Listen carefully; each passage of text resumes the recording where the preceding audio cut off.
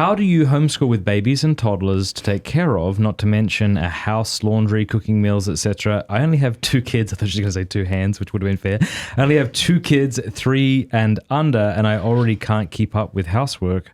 I want to homeschool so bad, but I'm not certain I could keep up with all the demands of family life.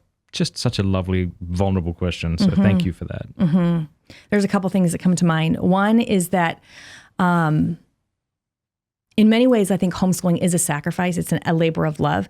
And so you aren't going to be able to homeschool and keep a perfect house and make Say that all again of your for the people in the back. Yes.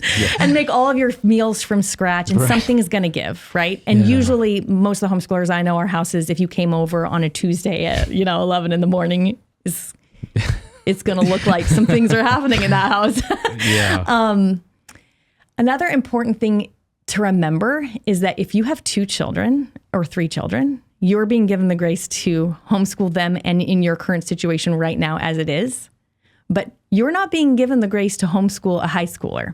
So what we do a lot of times is we think, if this is so hard. I remember being at a Bible study when I had 3 kids that were 4, 2, and a newborn. It took me, I did not sleep the night before. The only reason I went to the Bible study, honestly, was because they had free childcare and coffee. And so I thought, if I could get there, I can put the kids in the nursery and I can just sit here for a minute and hold my baby. Yeah. Cry into my coffee. Yeah, exactly. And this woman there had a couple of teen kids, and she meant well, but she was having a hard time with her kids. And she looked at my newborn and she said, "Oh, just wait till they get older. That's when it really gets hard." Thanks. Yeah.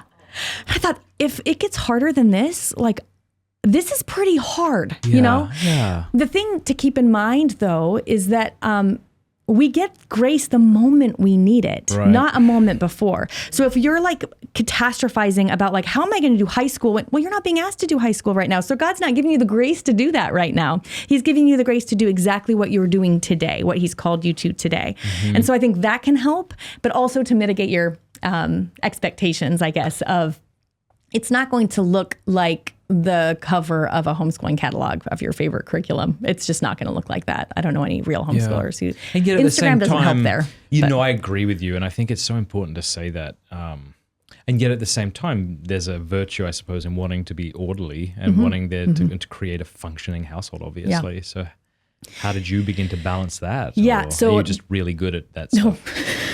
Okay, yeah. So do you want to get my daughter on here? Ask her, ask Audrey. One of the things that worked really well for us when we had those 3 little ones and the 3 older kids is that I would rotate for in the morning until lunch, my goal was to get 20 minutes of one-on-one with each of my older kids. It took the entire morning, Matt, to get there, right? So I would have 2 of the older kids play with the babies over here.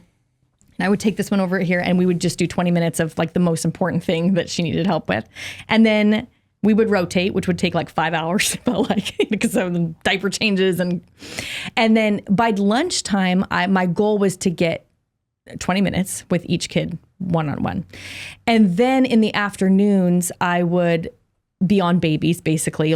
I would be with the babies all the time. And the older kids would be working through their list of schoolwork, and they could come to me if they needed help.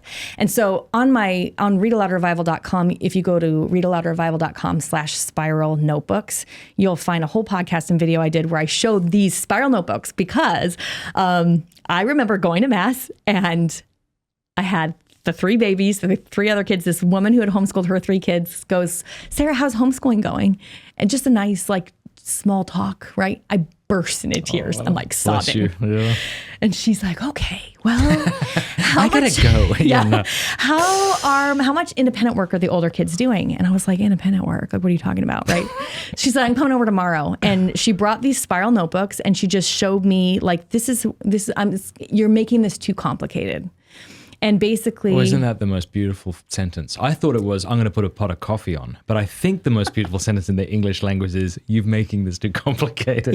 Yeah. Ah, wow. And she taught me this method of using spiral notebooks to give them assignments that didn't depend on me. So that also can be helpful. Hey, thank you so much for watching. Before you go, do us a favor, leave a comment, let us know what you thought of the video, like, and subscribe.